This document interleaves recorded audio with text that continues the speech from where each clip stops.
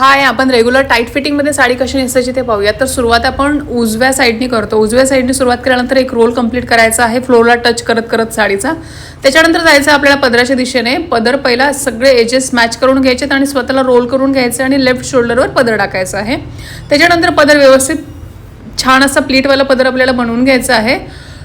तुमच्या चॉईसप्रमाणे त्याचा बाहेरचा काठ ठेवा आणि त्याप्रमाणे तुम्ही पदर करा आणि पदर आपल्या शोल्डरला सिक्युअर करा.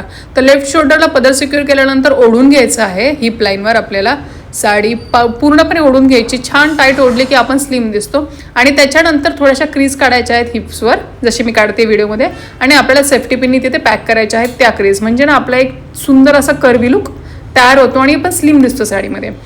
पिन लावल्यानंतर आपण आता प्लीट्स केलेले आहेत, प्लीट्स करत आहोत. आणि सुरुवातीपासून प्लीट नाही करायचं, थोडंसं अंतर ठेवून प्लीट करायच्या, म्हणजे ना पहिली प्लीट पण खालीपर्यंत येते. तुम्हाला फुल व्हिडिओ ट्युटोरियल हवा असेल तर माझ्या यूट्यूब चॅनलला नक्की व्हिजिट करा. फुल साडीचे ट्युटोरियल असतात.